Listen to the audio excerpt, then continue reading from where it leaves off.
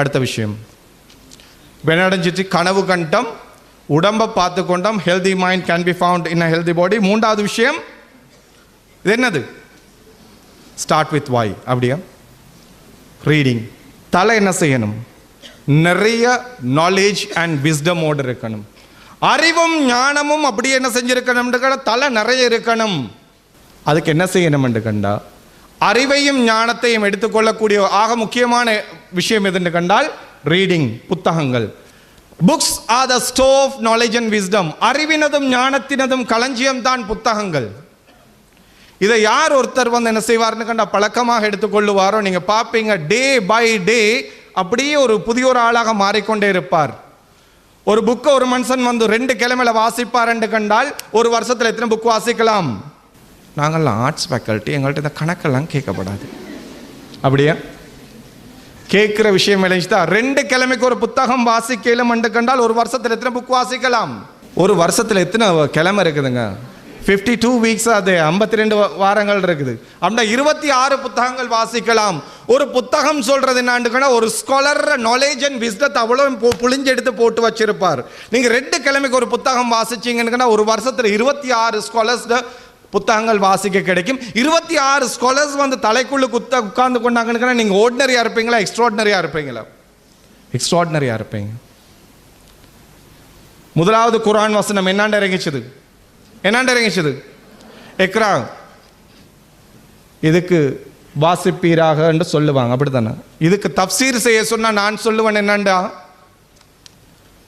இறைவன் சொல்றான் தொழுகையை பத்தி பேச இல்லை, நோம்பை பத்தி பேச இல்லை, ஜக்காத்தை பத்தி பேச இல்லை, ஹஜ்ஜை பத்தி பேச இல்லை, வாசின்னு சொல்ல இருக்கிறான்டா. முதலாவது வசனத்துல அவன் சொல்ல வர்றான், நீ இந்த உலகத்துல முழுமையான வாழ்க்கையை வாழ்ந்து வெற்றிகரமான வாழ்க்கையை வாழ்ந்து இம்மையிலையும் மறுமையிலையும் சக்சஸ் ஆகணுமா? எடுத்துக்க பழக்கமா எது? வாசிப்ப. ரீட்.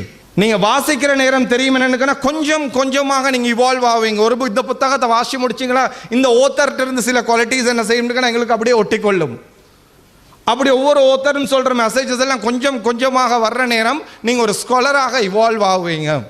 மிச்சம் ஒத்தென்டிசிட்டியோட பேசுற விஷயம் தான் இது. நான் இதை சரியா நீங்க எடுத்துக்கொள்ளுவீங்கன்னு கண்டால் university studies will become very very easy. Self ஸ்டடீஸுக்கு என்ன செய்வீங்கன்னா சிம்பிளா பழவிடுவீங்க. லெக்சரர்ஸ்ல 100% டிபெண்ட் ஆக வேண்டி வராது. ஃபர்ஸ்ட் கிளாஸ்ல பாஸ் பண்ணலாம்.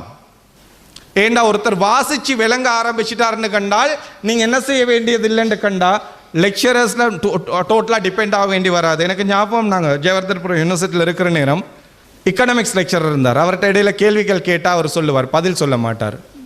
what do you mean by undergraduate என்று கேட்பார். அண்டர்கிராஜுவேட்னா மீனிங் என்ன தெரியுமா என்று கேட்பார். நாங்கள் சத்தம் இல்லாமல் இருப்போம் லெக்சரரை கேட்குறது. அவர் சொல்லுவார், ரீடிங் ஃபார் த டிகிரி. நீ ஒரு டிகிரிக்காக வேண்டி வாசிச்சு கொண்டிருக்கிற அந்த லைப்ரரி இருக்குது, போய் பார்த்துக்கொள்ளு. பதில் சொல்ல மாட்டார் கேள்விக்கு. லைப்ரரியில் போயிட்டு வாசிச்சு கொள்ளுன்னு சொல்லுவார். நான் சொல்ல வர்றது என்னண்டா, நீங்கள் ஒன்று தான் செய்யணும், இதை எடுத்துக்கொள்ளுங்க வாழ்க்கையில் பழக்கமாக. இது என்ன செய்யணும்னு உங்களை டோட்டலாக டிரான்ஸ்ஃபார்ம் பண்ணுறதுக்கு பவர் உள்ள சாமான் தான் புக்ஸ்ன்னு சொல்கிறது. உங்களுக்கு உலகத்தில் ஆக பெஸ்ட் ஹேபிட் ஒன்று டெவலப் பண்ணணும்னு ஆசைப்படுறீங்களா? ரீடிங் எடுத்துக்கொள்ளுங்க. ஸோ அது என்ன செய்ய வேண்டும் கண்டாலும் உங்களை முழு உலகத்துக்கும் கூட்டிக் கொண்டு போகும். உங்களை மற்றவங்களிலிருந்து வித்தியாசமாக அடையாளம் காட்டும்.